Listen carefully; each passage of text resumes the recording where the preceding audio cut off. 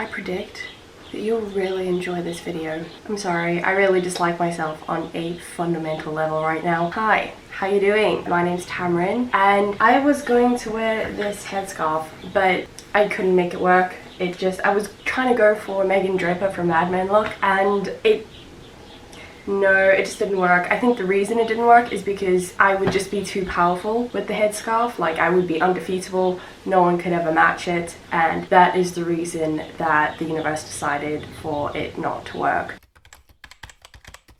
I've gathered you all here today because about a year and a half ago now, I went to a psychic before I left for my gap year. The reason being, my mom is very spiritual and she really wanted me to go to one before I left, and I was like, I mean, why not? Why say no to something that could be really interesting and potentially humorous? I did go, and I completely forgot that I had gone until I came across the recordings that I made of it a couple days ago when I was clearing out my SD card, and I was like, whoa, there's some stuff to unpack here. So I thought we could maybe go over it together and revisit some of the very interesting things I was told, and decide whether they're accurate a year and a half later and whether this lady's predictions came true. First of all, we're just gonna blow past the really heavy South African accents. Yeah.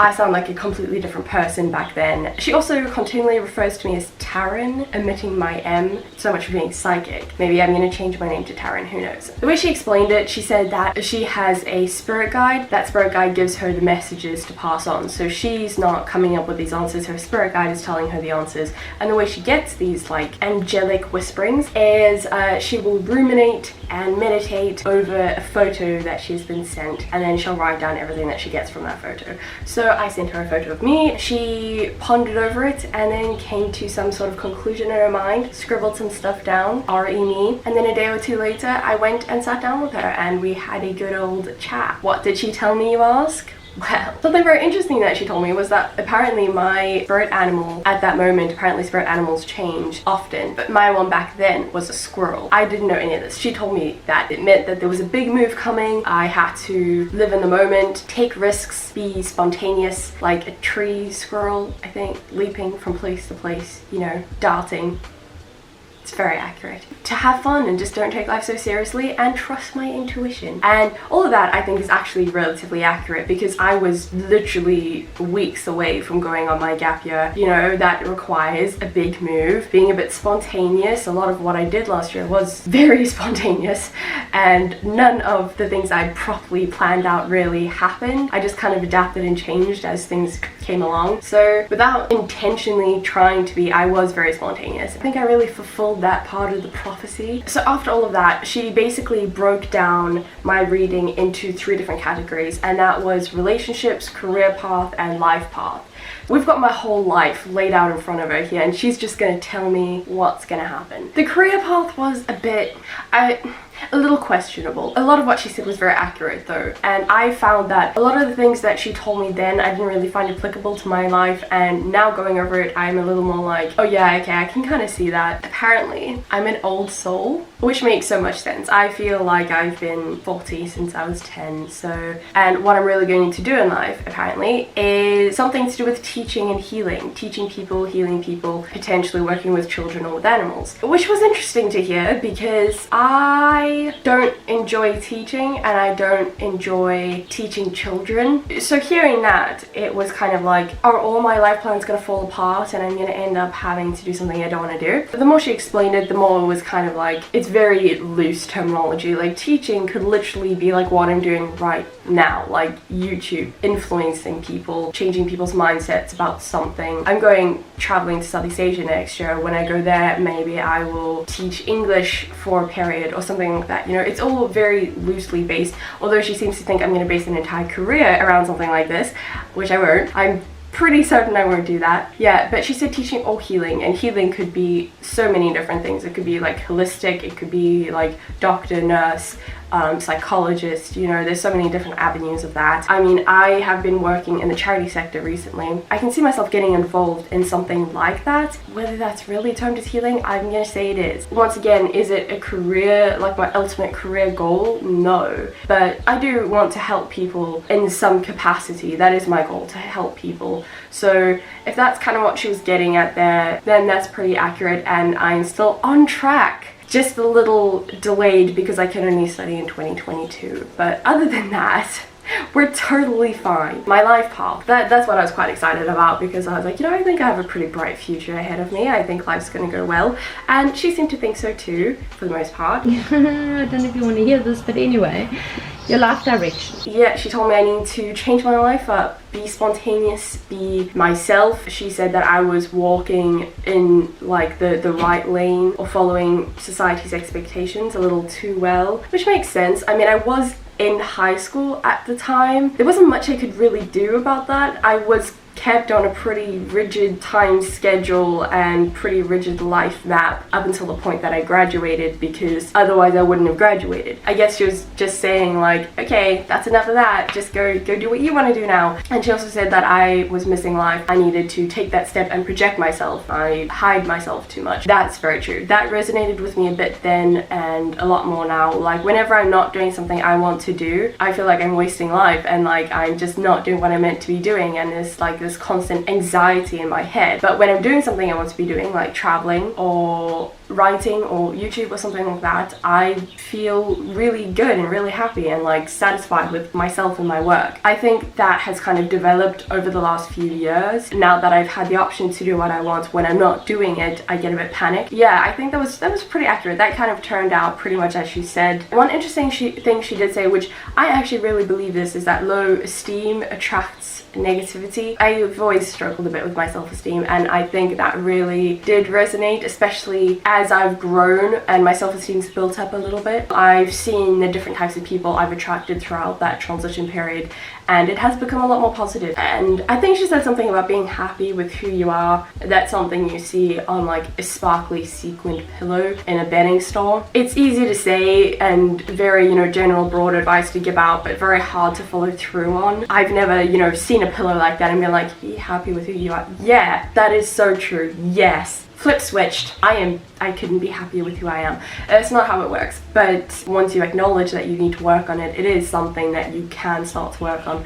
Though I didn't really heed it at the time, I have come to realization by myself after forgetting that I was told that I do need to work on that. Basically what I'm saying is just a lot of this is I accidentally happened upon a lot of the things that she told me and figured it out for myself. It's like I was told the answers and then forgot them, and then painstakingly figured them out for myself. But sometimes you need to do that. Sometimes you just need to figure it out for yourself. Someone can tell you something like 10,000 times and you won't believe it or really think of it as anything until you acknowledge it or realize it in your own brain. Am I saying words? I don't know. Apparently I am the silent, stubborn type that I can attest to. That is very true. And it can make life really difficult because I may be like really resisting and really angry in my mind, but I don't say anything about it. It can be a very frustrating experience. And then I was told I need to manifest. No, I did not create that board that she told me because I forgot. But you know, maybe we should create a manifestation board together and see whether it comes true. I don't know what exactly I'd want to manifest. Should we do that as like an experiment? See how long it takes for it all to come true, if it ever does. I would like to actually test that. That would be quite interesting. I remember during the reading there were a couple flies around, but it was South Africa. I mean, where are there not flies? They were flying a bit around us. And she said, you see these flies? And I was like, yeah. And she was like, oh no, sorry, I said yeah. And then she said, those flies signify abundance, which means you are not going to be financially wanting ever. You're going to be like financially comfortable for the rest of your life. And I was like, those are some cool flies. That's really cool. That's good to know. I'm going to be financially fine. I'm still waiting for that to happen, you know, for that just to kick in. But you know, I'm only 20. I have my whole life ahead of me. She also predicted a lot of travel in my future, which did come true. I have been traveling a lot and I have a lot more travel in my future. I was kind of relieved to hear that because I was like, oh thank God, I am getting out of here. Yes. And she also said that I wouldn't settle in any place soon, which so far has been, yep, I have not settled properly anywhere yet, and that I will never live in South Africa on a permanent basis again. Once I leave, I'll visit, but I will settle permanently overseas. That was my whole plan anyway. I always knew that would happen. And once again, like, kind of nice to have that affirmation. I think that's what's really nice about these kind of readings, whether you believe it or not. Sometimes you're told things like that and it just kind of affirm things within yourself, make you feel a bit like, yes, guess, because a lot of people need outside validation to feel comfortable with things. I was questioning myself a lot at the time, and hearing that, I think I needed to hear that. I was thinking really far ahead, like, oh my god, I'm gonna leave,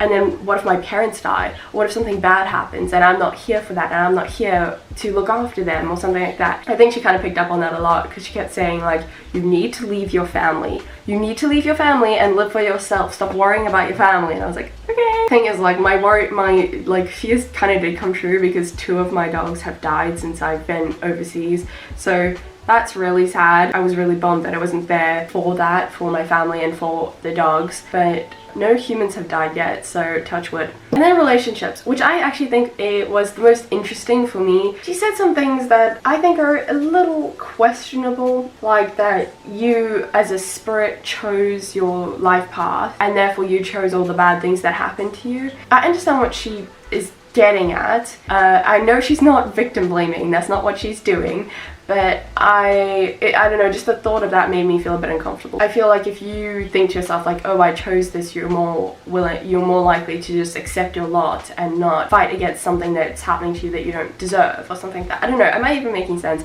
I just, that kind of idea that you as a spirit, before you were born, you picked all these bad things, or ungood things that were going to happen to you, therefore everything that happens you chose because you needed that for your life lesson. I understand the reasoning behind that explanation of hers, but I don't know, just the thought of that makes me feel a bit icky, a bit uncomfortable, especially when I reflect back and I'm like, But yeah, she basically said you can't grow unless you feel. So you evolve as a person and learn your life lesson, or learn things and gain life experience through these things that you apparently chose. She spoke a lot about like my childhood and how she thinks I was a bit oppressed and controlled as a child, which to an extent I guess I can see. Like my family's great, my parents are great, everything's fine, I wasn't in a terrible home or anything. I guess I do get what she was getting at, but I think it was more like self-oppression than anything else. She told me to reflect on it, and I don't think I've looked back enough to properly identify specific things like, oh my god, the time that happened, that is what has, you know, caused this chain reaction. I think it's maybe a build-up or a continual like small thing. Like I do remember like when I was younger I used to be told like I was very unobservant, and you know, just that's such a small thing, but being told that I was unobservant continually has made me very defensive these days about being aware and observant, because I was always told I had my head in the clouds and I wasn't paying attention and stuff. My parents never really trusted my relay of certain things. Maybe like that kind of small thing maybe built into something. I don't know. And she said, you know, each life you have a master lesson, and do you think you know what your life master lesson is?